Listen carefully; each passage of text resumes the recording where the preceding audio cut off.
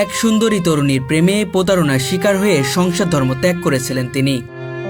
প্রতিজ্ঞা করেছিলেন জীবনে আর কোনো নারীকে ভালোবাসবেন না এবং ভবিষ্যতে কোনো নারীর সঙ্গে সংসারে আবদ্ধ হবেন না। ঠিক সেই কথাতেই আজও অটুট রয়েছেন তিনি।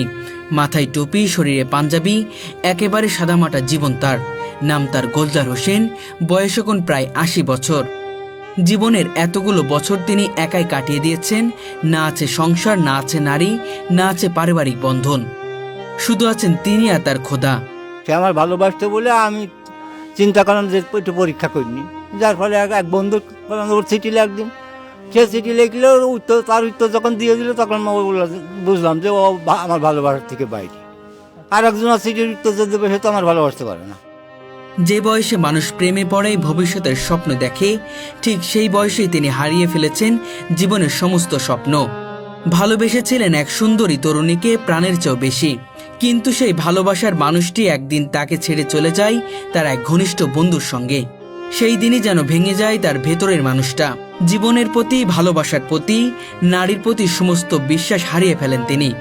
তারপর নিজের কাছে এক প্রতিজ্ঞা নেন, জীবনের কোনো নারীর দিকে তাকাবেন না, সংসার নামক বন্ধনে আর কখন আবদ্ধ হবেন না। এখন নারী জাতকে আমি তো আর বিশ্বাস করি না। অনেকেই বলে যে সব নারী তো সমান নয়, একটা নারী আমার সঙ্গে আসুক, ক্ষুধার ভালোবাসতে আসুক, কিটা আসবে?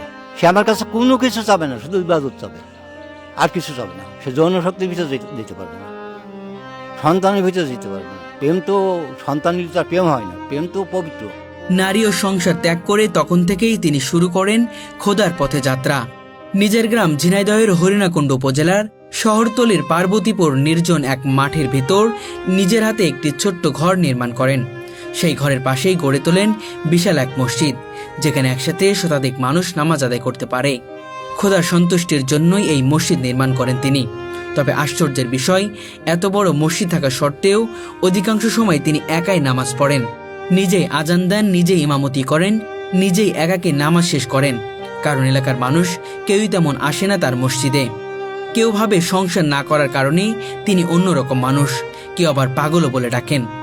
সে আমাদের এলাকার দাদু হয় আমাদের, সে ভালো মানুষ, তার কোনো কুকাম করা আমাদের জীবনে দেখিনি।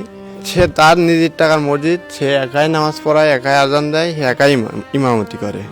চোখে এখন ভালোভাবে দেখতে পারেন না, তবু প্রতিদিন নিয়ম করে কোরআন তেলাওয়াত করেন। ৫ ওয়াক্ত নামাজ, জিকির আর খোদাকে স্মরণ করেই কাটে তার প্রতিটি মুহূর্ত।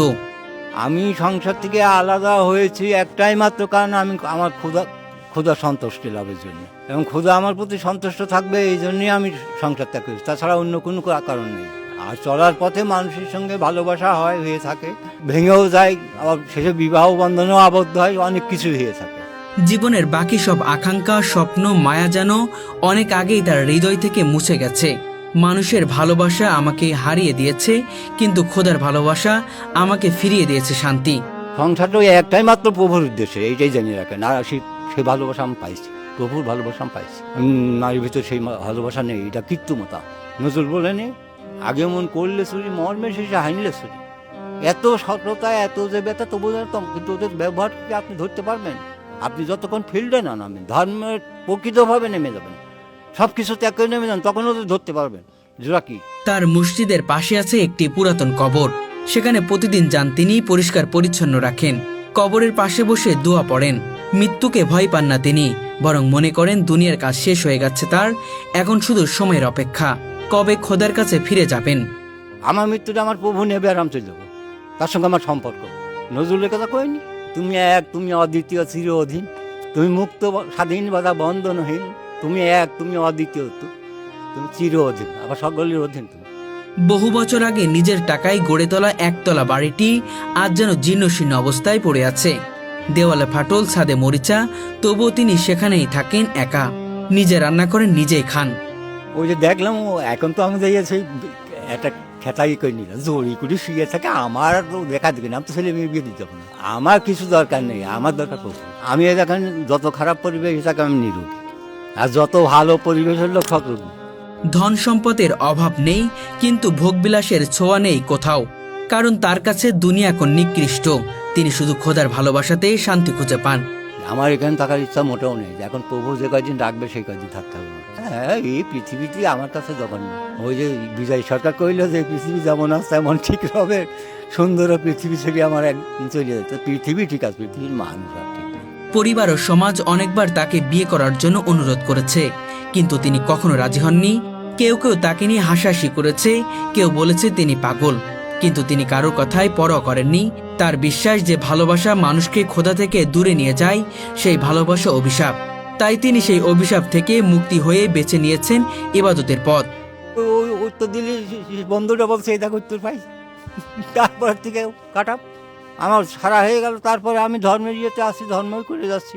ডবল রোজা করেছি, 5 দিন বাদে সারা বছর রোজা করতে হয়েছে, 3-4 দিন না খেয়েও থাকতে হয়েছে। ওই মারফতি যে ওই ইয়ের যা আছে আপনার যে বিলাইতে যেটা আছে সেটা যদি নিতে হয় তা আপনাকে পীরের অধীনে দিতে হবে। আজ 80 বছর বয়সেও তিনি ফজরের পর তাকে দেখা যায় মসজিদে বারান্দায় বসে কোরআন তেলাওয়াত করতে। কখনো আবার চুপচাপ আকাশের দিকে তাকিয়ে থাকেন, আবার কখনো নিশ্চুপ হয়ে চোখ বন্ধ করে থাকেন। মুখে শুধু একটি কথা, আল্লাহ তুমি আমাকে তোমার কাছে নিয়ে নাও। গ্রামের মানুষ দূর থেকে দেখে অবাক হন, ভাবে কিভাবে একজন মানুষ এতটা বছর একা থাকতে পারে। কিন্তু যারা তার কাছে গিয়েছে তারা বলে তার চোখে তারা দেখেছে এক অদ্ভুত প্রশান্তি, এক অমলিন তৃপ্তি। গোলজার হোসেনের জীবন যেন এক নীরব প্রতিবাদ, প্রেমের প্রতারণার বিরুদ্ধে, মিথ্যা সংসার ধর্মের বিরুদ্ধে, দুনিয়ার মায়ার বিরুদ্ধে। তার জন্য যারা ভালোবাসা ভালোবাসা তো ভুল নয়, ভালোবাসা করতে তো আমি মানা করতে পারবো না, কিন্তু সেই প্রেমিকটা হওয়ার দরকার, তাছাড়া তো আর কিছু নাই। দুই উভয়ের প্রেমিক না হলে তো হবে না। একজন কামিক একজন প্রেমিক হলে তো ভালোবাসা টিকবে না। সিরিয়ে পড়া তাদের কি সন্তানাদি ছিল? ইসুদ্দুলেখার সন্তানাদি ছিল, সীতারাম সন্তানাদি ছিল, কিছুই চলে যায়নি। তার ওই মূল্যটুকু আমি নিয়েছি, তারপরে আর দেখ ও প্রয়োজন আমি মনে করিনি। আমি যখন জেনে ফেললাম যে সে আমার ভালো কাজ, তখন ওই কথা তো আর প্রশ্ন, সে কোথায় যাবে যাক না যাক ও দেখার আমার কোনো প্রয়োজনও মনে করিনি। হয়তো সেই তরুণী যদি প্রতারণা না করত, আজ তিনি এমন মানুষ হতেন না। কিন্তু এখন তিনি শান্ত, কারণ তিনি বিশ্বাস করেন মানুষের ভালোবাসা ক্ষণস্থায়ী, কিন্তু খোদার ভালোবাসা চিরন্তন। নামাজ কালামের পরে তো আমার কাজ, যেতে রয়েছে সবসময়ের জন্য। আর নামাজ কালাম সময় মতো তাহাজ্জুদ পড়তে হবে, রাত 12টার সময় পারিনি, একটু আগেও হয় একটু পরেও হয়, পড়িনি, পড়তে হবে। বসে পারছি না, শুয়ে পড়ি আদায় করবো। মসজিদ নিজে নির্মাণ করেছি, ওই কারণ হারাম পয়সা নেব না বুঝলে ওই গরম সব ওই জন্য আমি পবিত্রভাবে মসজিদ করেছি। কেউ না আসলে আমি পবিত্রভাবে নামাজ পড়েছি। হ্যাঁ, প্রায় একা, আর সব সময়ের জন্যই প্রায় একা। সে বলছে যথাযথ নামাজ আদায় করো, আমার জেকের করো। আমার জেকেরই সর্বশ্রেষ্ঠ ইবাদত। অধিকাংশ সময় আমি আজান দিই, আমি নামাজ পড়াই এবং নামাজ পড়ি, তাও একা, সেই সময়ও একা। আর তারপরে আমি নিরিবিলিতে থাকি, ঘরে শুয়ে আছি একা, মাঠে যাচ্ছি, এক জায়গায় বসে আছি, সেখানেও লোকজন নেই, একা। মসজিদ নির্মাণ করে চাইছি 11 বছর, এইটুকু আমার মনে আছে। এখন সব এলিমেন্ট হয়ে যাচ্ছে, কিন্তু আমার ব্রেন খুব শার্প ছিল, সব শেষ হয়ে গেছে বয়সের ইয়েতে, এখন শেষ। না, আমার বাবার কাছে নিলাম, আমার বাবা অর্ধেক টাকা দিচ্ছে আগে, তো এই লোকে ওই যখন মসজিদ একটা আছে, এখন আমি একলা মসজিদ করে বুঝলে আমার বাবার টাকা নিতে এখন সব লেগেছে ওই মসজিদটাও অক্ষ করে দিতে, আমরা যে মাতব্বর করি হবে না। আমার মৃত্যুর আগে তোমরা এসে ঝঞ্ঝাট করো। ওই মসজিদে 2-3 দিন মারামারি হয়েছে, এরপরে ওই সরকারি করে দিলে তোমরা এসে ওই মাতব্বারি করবা, কবে তো জমিটা তোমার না। আমার মসজিদের নামাজ পড়ি, তারপর হ্যাঁ এইভাবে। এখন তো রোজা করতে পারিনি, কিন্তু নামাজ এটা আল্লাহ আমার করাচ্ছে না, সমস্যা নেই। আমি কারো ডাকুন না, তার কারণ আমি যদি তাদের ডাকি আমি দল করতে পারতাম, যে এখানে 5 জন নিয়ে আমি করতে পারতাম। তারাও ওখানে মসজিদ করেছে, টাকা পয়সা দিয়েছে, তারা যাতায়াত করে, তাদের মন আমি এখানে রাখি। তাদের মনে যদি ইচ্ছা করে বাড়ির কাছে মসজিদে, আর যদি না করে আমি একাই। একা জমি লিজ আছে আমার, এই মাঠে জমি আছে, কেষ্টপুর মাঠে জমি আছে। হ্যাঁ, আমার বাবা খুব পরিশ্রমী ছিলেন। আমার নিজস্ব 7 বিঘের উপর হবে, আর বণিকেরটা দিয়ে 9 বিঘের হবে, তারও বেশি হবে। এবং প্রত্যেক ভাইয়েরই 4 ভাইয়েরই এরকম হবে। যার পাওনা হবে সে পাবে, আমি চলে যাবো। যার পাওনা আমার ভাইদের পাওনা থাকে ভাইরা পাবে, আর না পেলে পাবে না। অন্য কারো পাওনা হলে সে পাবে।